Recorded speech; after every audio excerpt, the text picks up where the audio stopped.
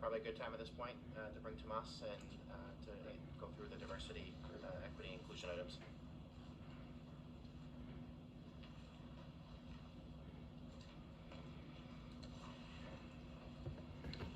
Again, may I present to the committee Mr. Tomas Avila, who is the director of our Office of Diversity, Equity, and Opportunity, which is soon rebranding to a new name. I'll let him tell you more about that. Very excited to have Tomas, and since he's come on board, has reinvigorated the group, built up the team, and I'll have him talk for a few minutes about what's going on at DETI, and then you can ask him many questions. Thank you. Thank you. Welcome. Thank you, Director. Thank you. Thank you for the opportunity to address you. Yes, my name is Tomas Avila, and I'm the Associate Director of what actually is becoming the Division of Equity, Diversity, and Inclusion, formerly known as the Audio. And there's a history behind why the name changed, but I won't go into that detail. And very much I started back in last August. I was brought in by the director, and I was brought in with a mandate several mandates, but one of those was, needless to say, to re-energize the office. At that time, the office was very demoralized. It previously used to be an office of about 8. When I got there, 5 of the 8 had left. Right now, there's only 3 of the individuals who have been there since 2019. And very much he wasn't hard, interested enough because I happen to know most of the people. I have dealt with this office since he was installed back in 2014 from the outside as a consultant. Back then, when they were creating the 2015-2035 plan for Rhode Island. So it was easy to adapt to it because I was very familiar with the mandates and and the requirements that he has to comply with. 2 of them, of the principal one being the equal employment opportunity and the minority business enterprise. And since then, I can tell you that right now we are up to 8 employees again. Very much I have hired most of these people since August. On the 28th, we want to be interviewing the 9th individual who's going to join the office. That is going to be the EEO administrator. That position has been empty since 2019. And then next year, we have in the budget to hire another individual. So it's going to bring the full office to 10 full-time individuals. And very much it is because of the mandate that the governor gave me when he appointed me to this position, and it was to force compliance and to actually look to better the MBE program and the EEO side of things. And I can tell you that for the first time, I seen some figures, and very much it's just 1 month of January 20th to February 28th. We had a report, there was 50 projects approved across Rhode Island for a total of $17.5 million. Out of that, $2.3 million is going to the MBE program. And based on that, we are projecting that if it continues like that, we're going to end up the year with about $20 million to benefit the MBE program. That's a summary, and I'll welcome any questions that you may have. Senator Kyle. Thank you, Chairman. Thank you, Director, and welcome, Tomas, to the Finance Committee. This is a place where I ask a lot of questions about your office, and so I'm happy to have you here.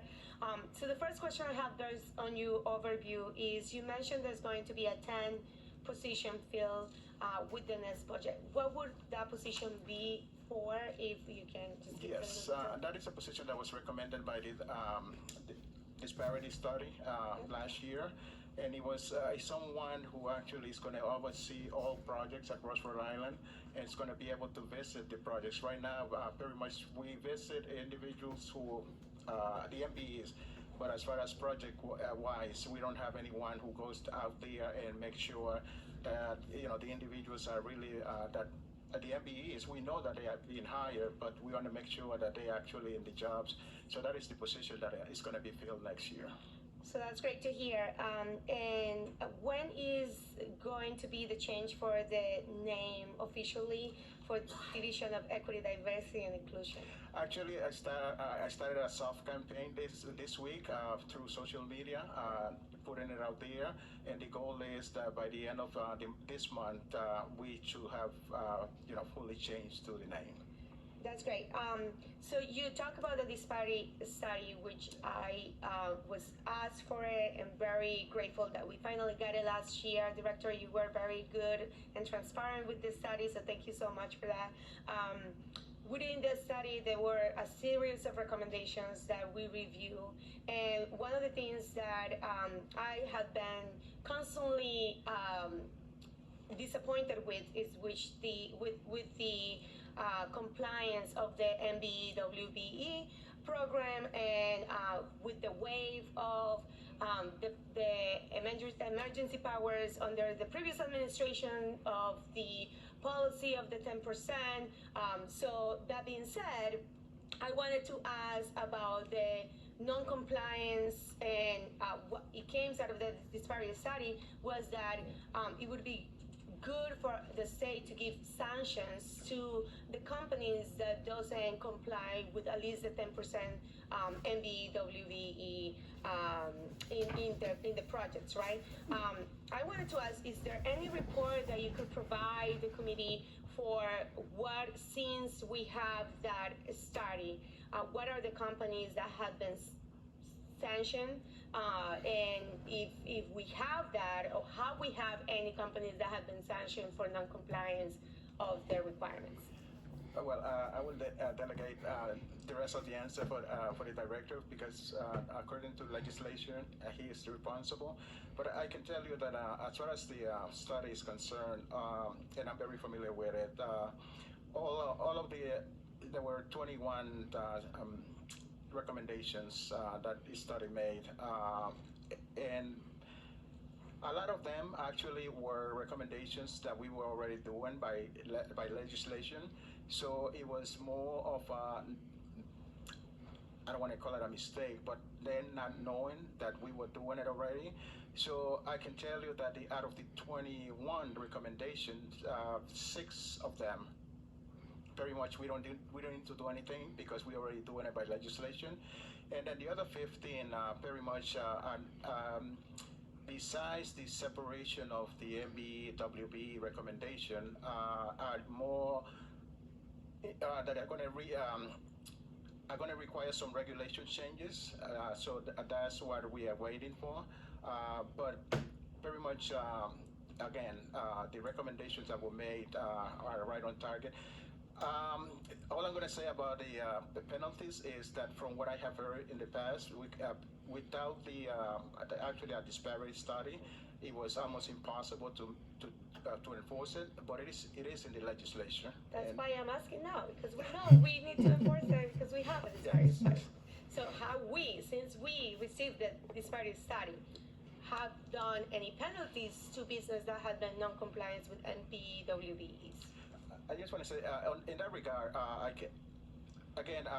as I mentioned, when I came in last August, very much from that, there's only 3 employees right now.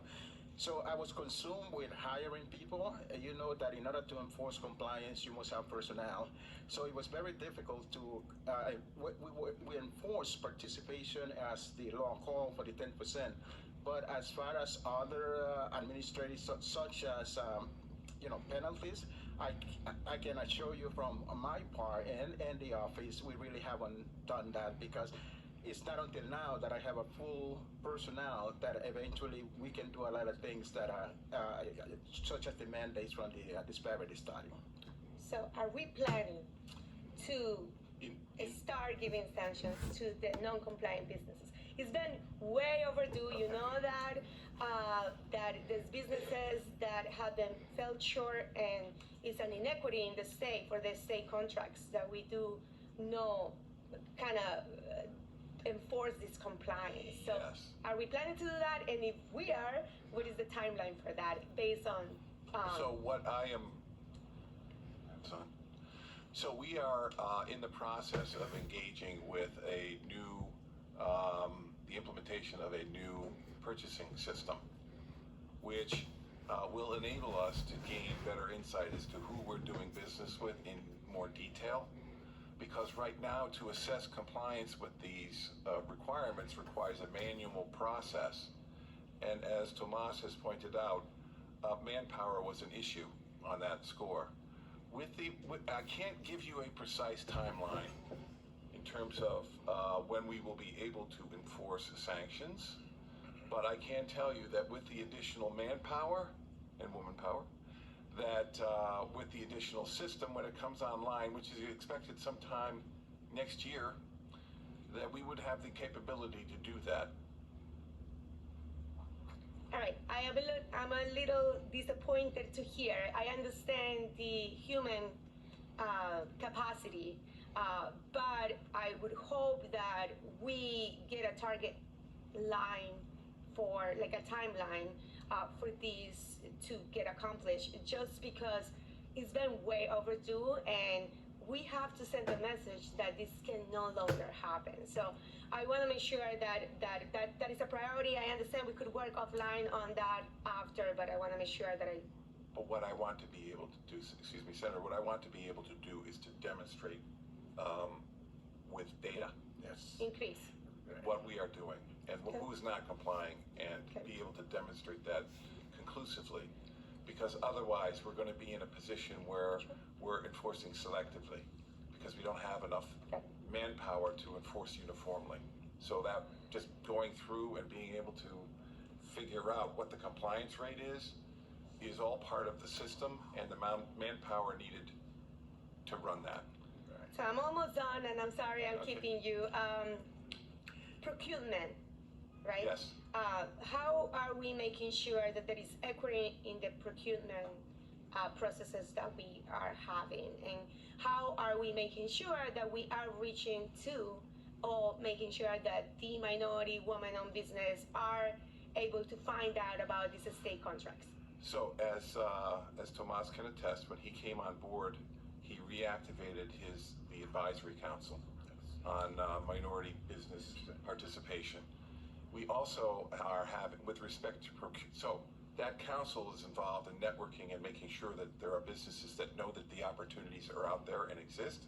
And in addition to that, Purchases held a training seminar for state employees who are responsible for procurement on how to become more inclusive and comply with the rules. So this was a formal training program that was run last year, and we expect to run it again this year. Can I invite you to attend? I'd love to. I'd love to. And are you, with that training, are you involved in the schools, right? Is involved in that, or is that separate? Were RIDE represented at that training session we have, Tomas? No, it was just the purchasing. So I would suggest, if I can, that I think the schools need to be included in this procurement process, because with the school construction, and especially with what we want to do with the NEST bond, there's going to be opportunities for a lot of projects within the school districts, and so I think it's important that I can talk to that. Okay. As far as school is concerned, last August when I came, actually RIDE became my first target, and it was because I was aware that they were investing $1.2 billion back in 2018. And when I heard that, a simple calculation was, 10% of that will be a good income for the. So I had a meeting actually 5 days after I started last year with RIDE, and it was about the enforcement of the 10%. And actually at that time they were not enforcing.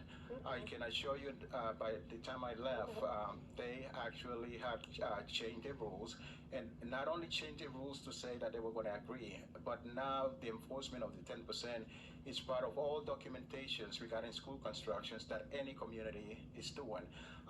At that time, they informed me that they were negotiating $1.3 billion with 21 communities, which will start around May, and all of that is going to be enforced at 10% by RIDE and by us. From that also, what it came actually was from that discussion and that agreement was that starting this year, some of the projects that RIDE is going to do is instead of 10%, it's going to be 15%, and it's part of the initiative of actually not only enforcing but increasing participation and increasing income to the communities. I just had a meeting Tuesday with RAI because we are in constant communication. So come May, they're going to be announcing some of the projects that are going to be happening, and they have invited me to be part of it. So as far as RAI is concerned, I can tell you. And the last thing I say about RAI, so from this conversation and this agreement that we came, actually, then they did some deeper search within themselves, and they came out with the conclusion that they realized that they were only enforcing the 10% in the construction side of things. Well, effective this year, they applying the 10% and eventual 15% to everything, both construction and everything else. Wednesday, I had a meeting again with RAI and the superintendent of Lincoln, and they are going to be building a sports center in the complex. The meeting was because they want to be proactive and want to make sure that we have MBE, participation, but also they informed me that at that meeting that actually that's going to be the first project that is going to be vetted at 15% participation, and so things are improving and are going to keep improving as we move forward. That's great to hear.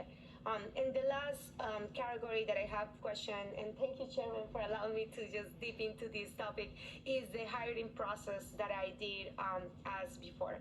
So how are we making sure that there is equity in hiring, diversity in the people that we are bringing into state government with the qualifications that you're looking for, but also making sure that we reflect the diverse community that we serve in the state? So I can tell you that last year was the first year that there was 100% compliance for every department in state government to file their affirmative action equal opportunity plan. First time ever. And that's because we were relentless in chasing down folks who did not comply. Since that time, I get a monthly report, which I would be happy to share with you. Although we've talked to, Tomas and I have talked to IT about getting it in a more digestible format, because right now it's mostly just data, a lot of numbers. We're trying to tease some information out of it so we can gain some inferences as to what trends are and see how we're doing. So that's one way we're looking at numbers, and that comes to us on a monthly basis. It's reported monthly by HR, and we do look at these numbers. Tomas and I meet regularly, one-on-ones a month. And so we are looking at these numbers, and we would be happy to share those numbers with you. But in addition, we have done an outreach in the community, and it's not just the usual suspects of, post something online and see what comes in. We're trying to work our networks and trying to call people and say, we want qualified candidates. If you know qualified candidates, and if there's somebody that we can reach out to that's going to have somebody that they think is good and can refer them, we will do our best to make sure they get into the system and make the application and try to get them an opportunity. So that's more than just looking at numbers on the back end. This is trying to be proactive on the front end. So we are entertaining all kinds of suggestions because, as I'm sure you're aware, we are short some staff these days, and we're looking for qualified people.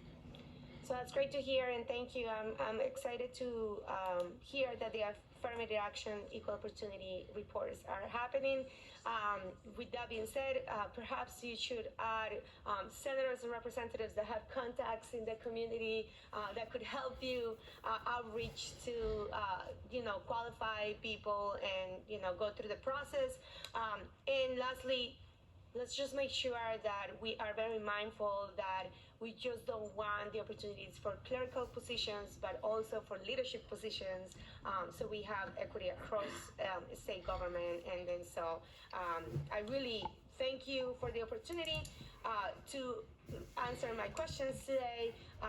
One last thing for Mr. Avila, I know that we're working with the administration on the legislation that I submitted for the separation of MBE, WBE, just to make sure that we increase on those numbers. We know that there is a problem when we have them together, and then unfortunately with the woman business enterprise, most of the companies that go through women most likely sometimes go to white women and not so much to a minority woman, which the numbers are not quite accurate when we look at the data. So that's the reason why I'm pushing on that recommendation and legislation. I'm looking forward to working with the administration to just get an understanding, a meeting, and I know we have a meeting coming up, so I just wanted to make sure that you know that I'm looking forward to work collaboratively on that. Thank you. So thank you, Chairman. Thank you, Senator. Senator Costa. Thank you, Mr. Chairman. Thank you to my colleague, Senator Connell, man. I love reminding people that the greatest beneficiaries of affirmative action are white women. Let me just say, I'm also a freshman, like Senator Zurier, and an observation, Mr. Thorson. Thank you for your 100% compliance this past year. In my short time in this building, I've seen the way people look at Mr. Dion when they're talking about spending money. And I think every single agency and department in the state should be looking at you that same way. And there are a few people who I have the level of respect and reverence to in this state as Mr. Avila, and El Profe is the person for this job. But there is no way that he has the capacity to do with every single agency and department what he just did with RIDE. It just doesn't make sense. No one has that kind of time. But every department and agency should be afraid of spending a single dollar or signing a contract and not being in compliance with this law or mandate. And I think that's the way we need to move going forward. There's no SFRF dollar that's going to be spent without the person looking over their shoulder, making sure they have Mr. Dion's approval. And I think that's a good thing. We should have that level of, in some ways, maybe carefulness, right? And I hope that you can do the same thing with this initiative that my colleague keeps pushing, because it's, as you said, it wasn't working, man. And we got to do something different. And a team of 10 people is not going to make it happen, right? You don't get $1 if you're breaking the law. And we should make that clear. And this whole thing about kind of selective enforcement, you just mad you got caught, right? That's actually not an excuse for me.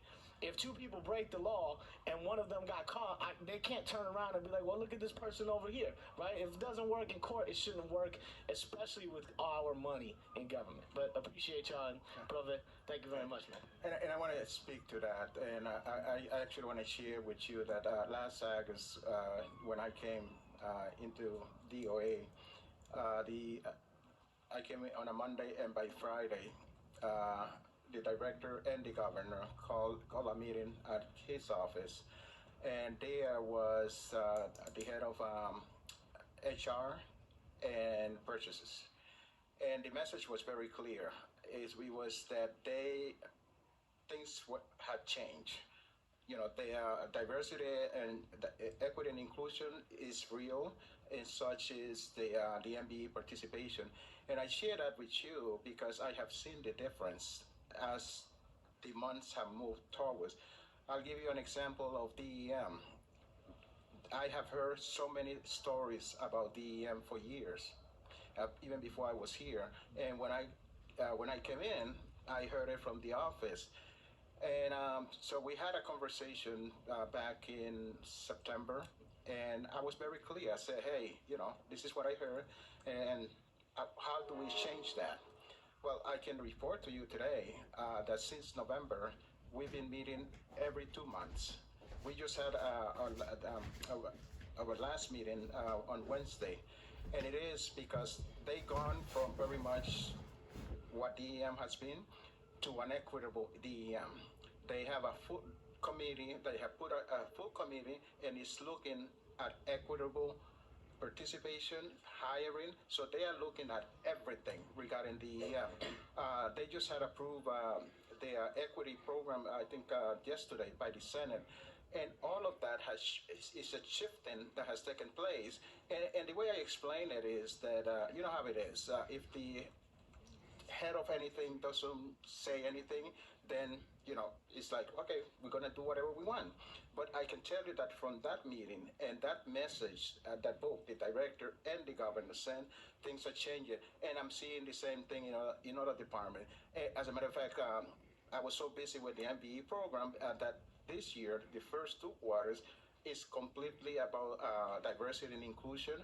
And actually, I am already meeting with different department heads, and I can also share with you that as I have mentioned to some of my partners, I'm starting to see a consciousness of needing to change. So that's going to make it even easier to evolve this, equity and participation into the future. Thanks, Senator Palmer. Thank you, Chairman. Director Avila, the director, I assume. Did you say it was going to be the Office of Equity, Diversity, and Inclusion? Or? Yes. So I've been in the corporate world for a while, and the traditional mnemonic is DEI. Why are we changing in Rhode Island to say EDI when I don't know anyone else in?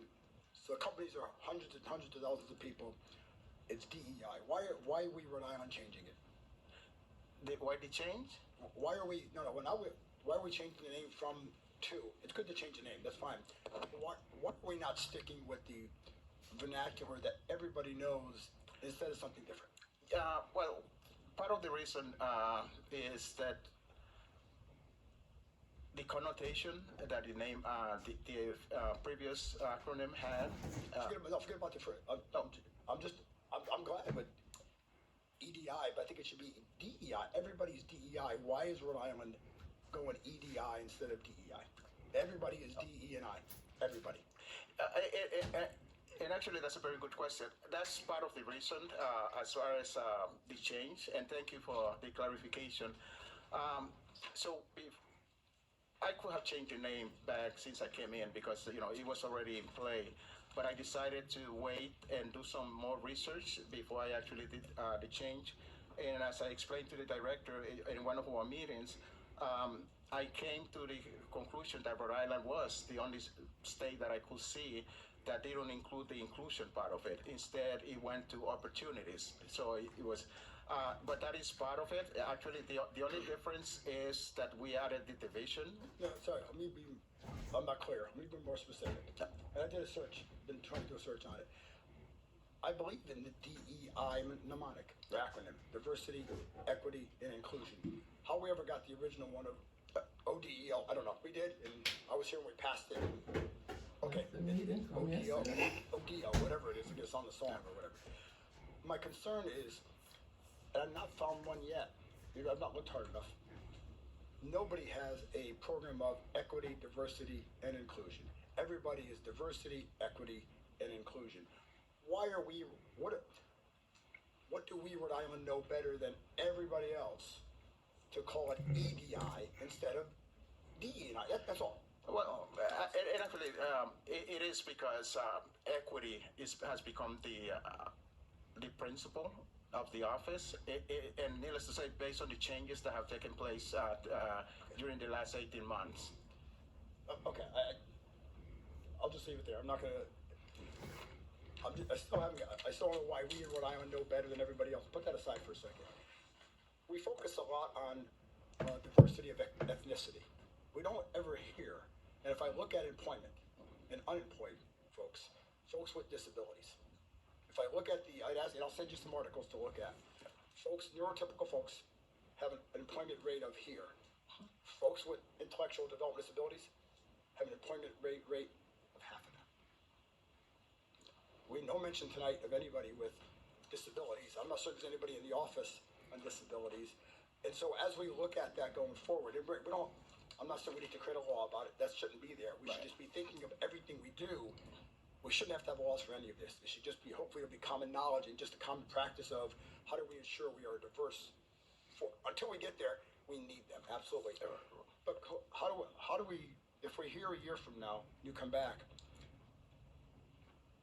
how will we know? We had Director Weldon here the other day, and Rob Kolskowski, who used to work in the Senate Fiscal Office, is there. Big focus on it. Director Weldon in real jobs, real pathways, a lot of work happening with folks with intellectual development disabilities. How do we ensure that is part of your radar and a part of state government as we hire the thousands of people that we do? Well, so actually, interesting enough, the governor's office of disabilities is using one of our cubicles at this moment. So we do have daily conversations, and actually I have had conversations with them in a regular basis. and actually we have agreed to partner even more into the future. So as far as that part is concerned, let me say this, and I understand your question. The way I describe myself is a person who happened to be born to a very diverse family, and so diversity has been part of my whole life because I had to deal with it. I mention that because my perspective from diversity is totally different than many people or many institutions the way it has been. I look at diversity, for instance, you mentioned ethnicity. Ethnicity means the same to me as race, disabilities, or any other diversity. But it's because, again, having lived that diverse life of seeing diverse ethnicities, races, disabilities and everything. So my perspective again is a lot wider. Now, to your answer, as far as next year, I can tell you that I have made a lot of progress in 7 months, and I'm looking forward for next year to actually. So my projections, and some people telling me that I'm greedy, but is to have 50% of where this office was regarding diversity and inclusion and in disability into next year.